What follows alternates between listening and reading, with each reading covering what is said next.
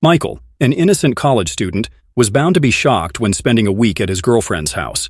He had no idea how unique each member of Gabriella's family was. During the trip, Michael sat in the back seat, writing down his thoughts in his journal. Michael reminisced about the beautiful moments he had shared with Gabriella at the beach and how he had finally fallen in love with her, after only having crushes on a few girls before. But their relationship was suddenly cut short when Gabriella decided to leave campus in the middle of the semester to take care of her sick grandmother. What saddened Michael the most was that Gabriella didn't even get the chance to say goodbye. That left him confused about the status of their relationship. Once he arrived at his destination, Michael paused, put down his bag, and waited patiently to be picked up. However, time kept passing, the crowd grew thinner, and even the workers had finished their mural.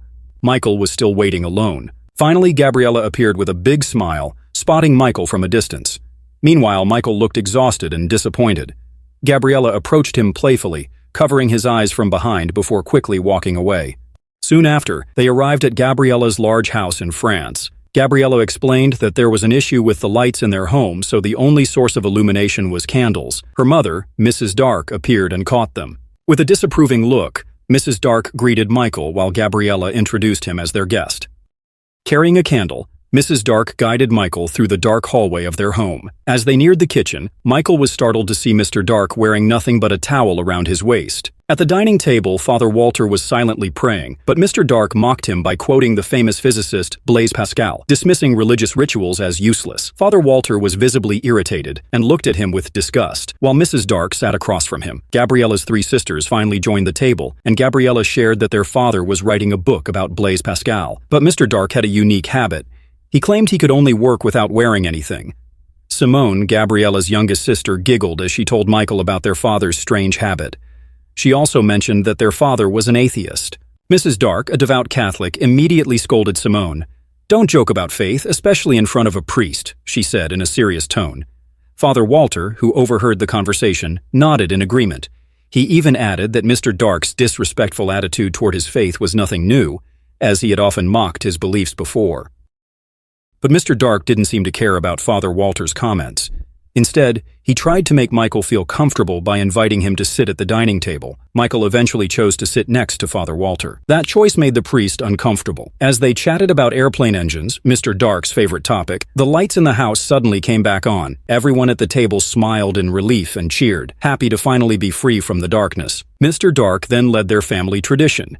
Everyone raised their hands high and shouted, "Bon appétit," before starting to eat. While enjoying the meal, Michael tried to start a conversation with Mrs. Dark. Michael expressed his sympathy for Mrs. Dark's mother, who was sick. The moment she heard her mother's name, Mrs. Dark suddenly stood up and hurriedly left the table, leaving Michael, Nick, and Mr. Dark in an awkward silence. A few minutes later, Michael overheard a conversation in the living room. He realized that Mrs. Dark was upset because her mother didn't recognize her when she visited her in the hospital. It was clear that it made her deeply sad. That night, Michael and Gabriella finally had some time alone. They decided to play a board game together. But suddenly, Gabriella said something that shocked Michael. "I don't love you anymore." Feeling hurt, Michael tried to convince her that they just needed more time to reconnect.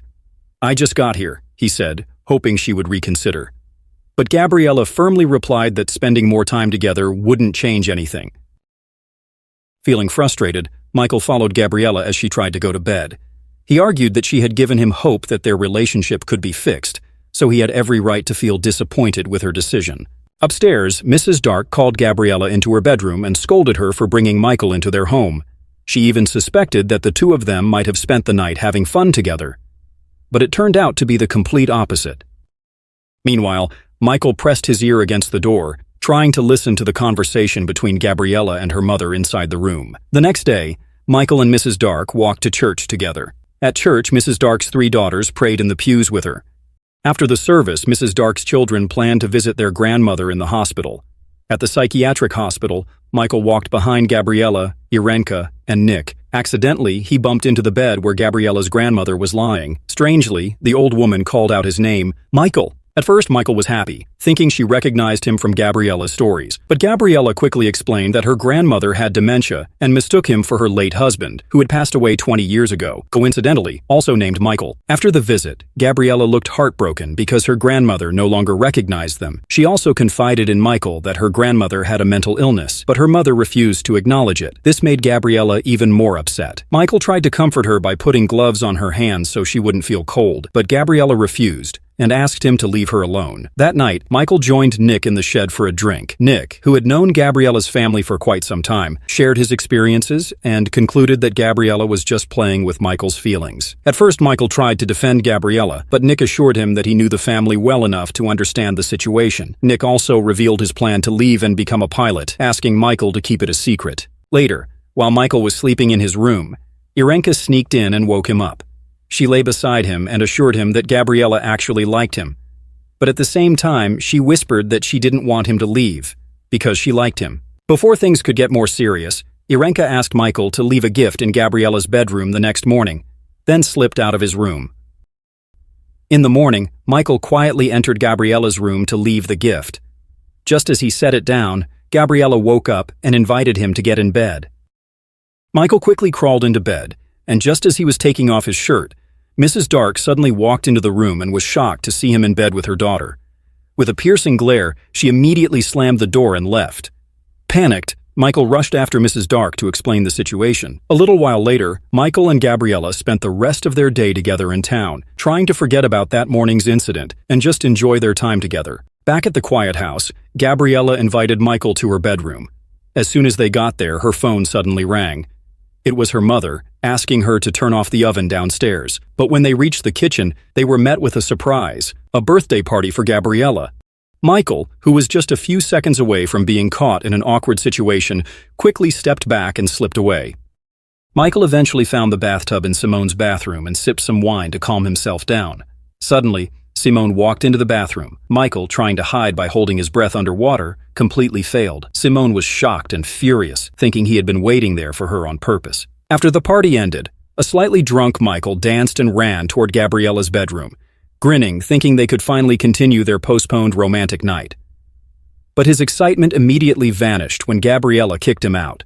Frustrated, Michael decided to sleep in his own room. However, in the middle of the night, Simone sneaked into his bed, misunderstanding the bathroom incident from earlier, which made Michael uncomfortable. Eventually, exhausted, he chose to sleep in the hallway. The next day, Michael, Gabriella, Irenka, and Nick went to visit their grandmother at the hospital. But to their shock, she was missing. Her roommate told them that the old woman had run away to her countryside home to look for her late husband. Without hesitation, the group headed north to find her. They arrived at a large, run-down house but found no signs of her. After lighting a fire in the living room, Michael joined Gabriella and Irenka to search for their grandmother outside.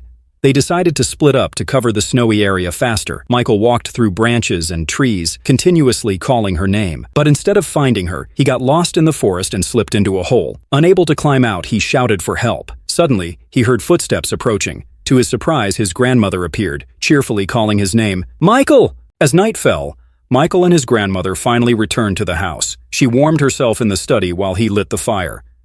Patiently, he helped her take off her wet jacket. She kept talking to him as if he were her late husband. At first, he tried to correct her, but eventually he decided to play along. He even hugged his shivering grandmother while listening to her stories about her married life. Not long after, Gabriella and Irenka returned, their spirits instantly lifting when they saw their grandmother sitting on the couch with Michael. To celebrate, Michael and Gabriella sat together on the couch, away from the others. But just as they were getting closer, Gabriella suddenly broke the moment by repeating that she was sure she didn't love him anymore. Irenka then interrupted, pulling Gabriella upstairs. Frustrated, Michael ended up sleeping among the three women. Suddenly, instead of sleeping, his grandmother stayed awake and started talking about her missing summer shoes. When Gabriella sat beside her, she apologized for running away from the hospital. She explained that she just wanted to return home one last time. That night, the visitors gathered downstairs, warming themselves by the fire. Irenka watched as Michael drank some water. Unexpectedly, she approached him, only to pull away just as suddenly, leaving him confused. But before he could react, she moved closer again, only to say that she was going to bed. Annoyed by being constantly left hanging and frustrated by the women's behavior, Michael stepped out into the cold night, trying to clear his mind. The next morning, Mr. Dark arrived with Simone. His children greeted them enthusiastically. Inside the house, their father announced his plan to take his two daughters skiing. However, Gabriella preferred to take their grandmother back to the hospital. As Mr. Dark's trusted confidant in the family, Nick told him to stick to the plan. He insisted that he and Michael would take the old woman back. As the Dark family prepared for their trip, Nick went to refuel the truck. Meanwhile, Michael stayed behind with their grandmother in the large house. Outside, Michael found a bag with a pair of shoes inside. Quickly, he rushed back into the house to check if they really belonged to his grandmother. But when he went upstairs, he found her room empty. His heart pounded. Panicked, Michael ran outside, calling her name. His steps led him to an old, nearly collapsed chapel. From inside, the soft sound of a musical instrument playing a gentle melody could be heard. As he entered the chapel, he saw his grandmother sitting alone, rummaging through her old belongings. When Michael approached, the old woman gazed at the shoes in his hands.